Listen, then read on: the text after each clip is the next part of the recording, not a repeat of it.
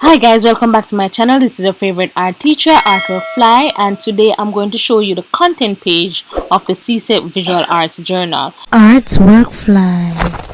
Now some teachers might want more or less, but this is what I give to my students. I'm giving you my best recommendations, okay? So based on what your teacher wants, just go ahead and do so, but this is mine, okay guys? I recommend this being bold, and it should be all capital letters, and it should be a size 30, all caps, alright? So it should be in the center, all caps and bold.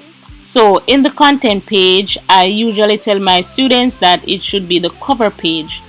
So the cover page first. So as soon as you open your journal, it should be the cover page. The cover page basically tells you the theme, which, for example, wings and fins is the theme, and sometimes you can put your information there in terms of what school. Please do not put your name in there, just your ID number, not your name. All right, you can put your class, you can put your region, etc. I will give you some more information on that. So that would be the cover page. Now sometimes I do not put all those information on the cover page, but just the theme, and then you will have the introduction. I made a video about the introduction. The next one would be the examples of the theme. Now guys, I am going to go through all of this in details in different videos, so I will not be explaining each one of them today. In this video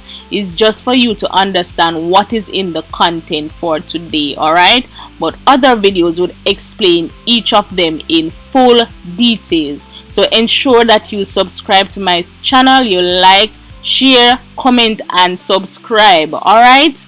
So you can understand what these are all about. And as I said, it can be more or less depending on the teacher and what he or she is looking for in your journal, but this is my best recommendation, okay? So stay tuned for the different videos.